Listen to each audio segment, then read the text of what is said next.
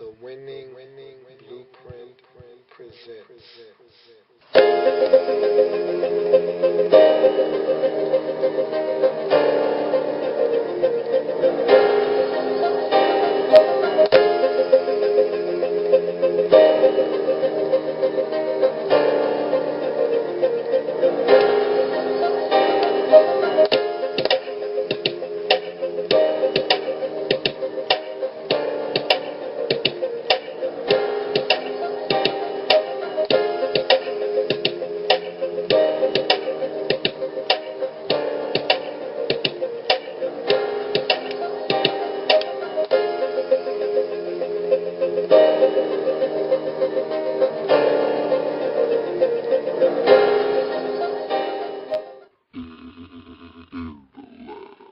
Draft Zone.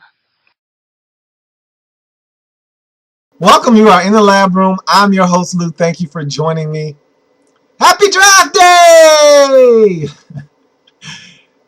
It's finally here. It seems like we've been waiting for an eternity for the draft to finally commence. At 8 o'clock tonight, the 2013 NFL Draft will finally be upon us. And I can't wait. I've been slaving over these shows and these episodes and over the players and all the tape and the film, and it's just been grueling. So I'm happy to see the draft get here for more than one reason. Not only am I happy because I can't wait to see how it's going to unfold, but I'm just happy to be done with it. And let me put out this disclaimer first, and because I'm a little upset and I was a little distraught at first, and then I just finally realized it's okay.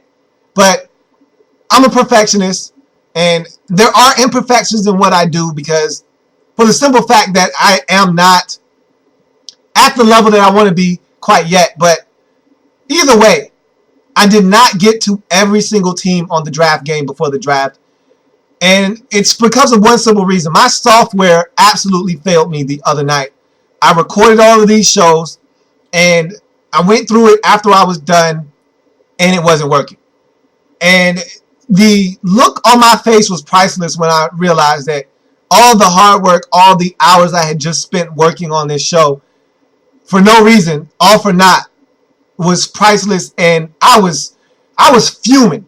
My face was red, flush red, and I was so frustrated. But look, I'm not going to be able to get to all the teams. I've come to the realization that I'm not going to make it.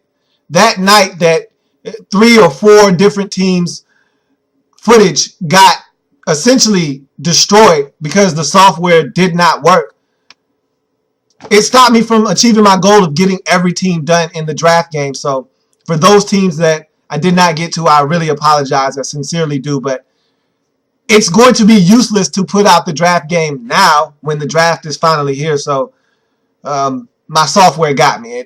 It's unfortunate, but it is what it is. At the end of the day, there's nothing I can do about it. So on that note, I just want to talk about the draft. I don't want to talk about anything else. I just want to give us a quick look at the draft and what we should be looking for, and then I'm going to get out of here. I don't want to talk you to death here. It's just really quick. So, things to look for the draft. So you're in the draft zone. Let's get to it. So, what you should be looking for when you watch this draft is you've seen 1,000 mocks over the last, I don't know, month or so. So now these mocks are going to be obliterated because there are going to be 10 trillion trades in this first round alone. And players that you thought were going here are going there. Players that you thought were going in the first round are going in the second. Players that you thought were going in the second are going in the first. So it's going to be helter-skelter come 8 o'clock tonight. However, these are some things that I want you to pay attention to. Where does Geno Smith land? Does he even get selected in the first round? That's number 1. Number 2, what do the Cleveland Browns do at 6? Number 3, how many tackles go in the first 5 picks? Number 4, where does Tavon Austin land? Number 5, where does Ezekiel Ziggy Ansah land? Number 6, where does the first corner taken off the board land? Where does D. Milliner land? Is he the first corner taken off the board? Number 7, how many trades happen in the first round? Number 8, who wins the first round? Someone's going to come out of this thing a winner. Someone's going to trade back, accumulate multiple picks, and get a very solid player in the first round. Someone's going to make a very, very shrewd move, go back, pick up picks, and get a solid player in the first round. Number 9, who loses? Who comes up, overreacts, reaches for a player, and really doesn't maximize their pick value? Who does that? Someone's going to do it. Someone's either going to reach for a player at a position or at a pick that is very unnecessary. Someone's either going to come up to do so, or they're going to do it at their current position. But someone's going to reach, or someone's going to trade up because they're paranoid and scared that someone's going to take their guy, and it's going to be very unnecessary. They're going to waste picks. Who is that team? And my final thing I want you to focus in on, 10. How many first-round quarterbacks are selected? And is there a first-round running back, again, for the 40th consecutive year? So those are all the things I want you to focus in on. Can Eddie Lacy sneak into the first round? Will the Rams take him? Will the Packers take him? Will someone make Eddie Lacy a first-round running back? How many quarterbacks are taken? Those are the 10 items I want you to be looking for. Because look, I know my mock draft is going to be blown to smithereens because there's going to be at least 9 trades in the first round. I can assure you of that. Because teams are scrambling, trying to get their guy. There's so much value in this draft. Teams want to trade back. And so there's going to be scrambling and shuffling in this draft all over the place. And with the rookie wage scale, it's beneficial for teams to move around because there's no penalty for drafting a player in the top 5 or drafting a player in the top 10. The only penalty is getting the wrong guy. But unlike the past, this isn't a $25 million mistake. See, in the past, you had to hit a home run. If you didn't, your franchise was set back for 3, 4, maybe even 5 seasons. If it doesn't work, you can pull the plug as early as you like now because it doesn't cost you as much. So teams are willing to trade into the top 5 to get guys. Before, you were trying to get out of the top 5 because you were going to have to pay some player who hasn't shown you what he could do on the football field, some inordinate amount of money before he's even showcased his skills at the next level. That's no longer the case. So teams can come up, teams can go back, teams can move around as freely as they like now because there's no penalty for doing that. So there's going to be trades all over the place. I will be happy if I get 10 to 15 of my picks right in the first round on my mock draft. I'll be ecstatic because that would mean that just about half of my picks to a third of my picks were correct. And with all the trades that are going to happen, there are plenty of teams that aren't going to select where they're supposed to. Now, if 2 of my trades work, I'll be happy because one of them already went down. I already hit a home run on one of my trades. So if one more of my trades works out the way that I called it, I'll be a happy man, but I doubt it. I seriously doubt it because the way this thing is going, teams are going to be reaching for players as we speak. Phones are ringing right now. And so I don't think my trades are going to hold up because my trades were modest trades. My trades made sense. The trades that happen on draft day aren't going to make a lot of sense for a lot of teams. A fan of some of these teams who make deals to go up, you're going to be a little bit annoyed because if you're the Falcons and you move up, that's fine because you're 1 or 2 pieces away from winning a Super Bowl. But for a team like, let's say, San Diego that has to go up and get a tackle, that's going to really annoy that fan base because, yes, you need a tackle. You need one bad. And if you move up to go get one, I can't fault you for that. But you need a lot of players on your team. You need to fix a lot of holes on your roster. And so giving up picks, valuable picks in a draft as deep as this one makes not a lot of sense to me. So from that standpoint, I get you moving up. But to trade away picks, to do so, doesn't make a lot of sense to me because there's just too many holes on your roster to fill right now for you to be mortgaging the future on one particular pick and not spreading them around to other areas of need on your roster. So there are going to be teams who pay a hefty price to move up, who really don't have the assets to move up. If you're the Dolphins and you move up with one of your second round or third round selections, it's not a big deal. You got 5 picks in the top 90 selections. What's it to you to move up and move one of your second round picks to do so, or trade your second round pick for another player in this draft? It's not a big deal because, hey, I got another one. You trade a third round selection? Hey, I have another one. But for a team that doesn't have another one, that trades away their second or their third round selection to move up to get a player, that's great because you're going to get a good player. At least you think you are. But now you don't have a second round pick. Now you don't have a third round pick. And to me, second rounders are just as valuable as first round picks. Third round picks are just as valuable as second round picks. So you can't squander them. When you start getting to the 5th and 6th and 7th round, hey, you can toss those around as freely as you like. Because the chances of you finding a diamond in the rough go from here in the first round to here in the second, to here in the third, to here in the fourth, to like this in the 5th and further back. It just shrinks each round. The talent just diminishes from round to round to round to round to round. And so it's going to sting some teams who move up prematurely. But look, you got to get your guy. And this is my feeling on the draft. You got to get your guy. And whatever you got to do to get your guy, do it.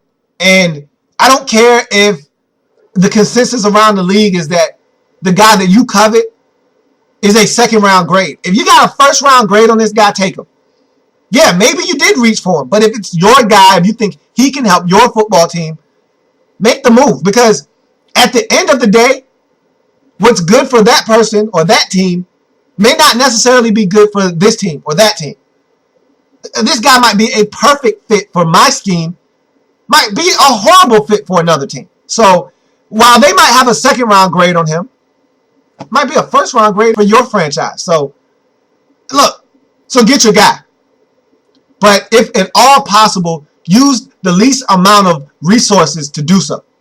That's all I'm saying. But we know how this thing goes in the draft. All it takes is one player to be drafted out of position. One player to be reached for. Say a Ryan Nassib goes at 17. Or say Ryan Nassib goes at 8 to Buffalo, which I doubt.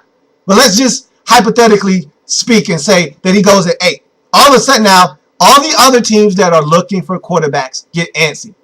Because that guy wasn't supposed to go that early, and now you start seeing the dominoes fall. And all of a sudden now, guys that weren't supposed to fall are plummeting. And the teams at the back half of the draft are smiling. They're grinning. Keep reaching for guys. That's what they're saying. Keep reaching for guys so that the guy that I really want, or 2 or 3, can fall right to me. And I don't even have to make a move. And that's probably going to happen. I also want you to watch for the one guy that you thought was going in the top 10, top 15. Watch for that guy. And I'm going to give you a name to look for. Cordell Patterson. Here we were talking about him potentially being the first receiver off the board. Looks like Tavon Austin has all but locked that up. So now that Cordell Patterson isn't the first receiver taken, let's see how far he falls. We were talking about this guy being a potential top 10 pick before. Then it was, okay, top 15. He's not getting past a team like Carolina. Then it was, okay, Carolina wants a defensive lineman. Okay, so he's not getting past the St. Louis Rams at 16. And then it was, oh, okay, well, he won't get past the Steelers or he won't get past this team. And let's see how far it is now because it just keeps going back and back and back and back. Let's see how far Cordell Patterson goes. Does he get all the way to Minnesota like Mike Mayock said on his mock draft? I want you to take a look at those things. Okay, so I've given you 10 items and I tossed the last one on the side. Watch how far Cordell Patterson drops. See how far he goes. Maybe he goes at 11. Who knows? I'm just throwing out picks. I don't think San Diego Chargers can afford to draft the receiver, but I just threw a pick out there. But you get what I'm saying. I want you to watch for the 10 items that I've given you. And then I want you to make sure you also keep an eye on Cordell Patterson. And essentially that's it. This is going to be fun. a heck of a lot of fun. I just can't wait because the suspense this year. Remember, the NFL and both networks, ESPN and NFL Network, have agreed to not divulge the pick, so you won't see a still shot, or you won't see a pan of a guy on the phone talking to a team looking like he's about to be drafted. Those days are over. Everyone's going to be left in the dark as to who is being drafted when. So that's great. That adds to the suspense of the draft. It's going to be a lot of fun. I can't wait. I'm so glad this is over with. This was a long, drawn-out process, but now every team in the National Football League is about to head into that war room with their head down, and they're not coming up for air until this whole process is over, and I can't wait.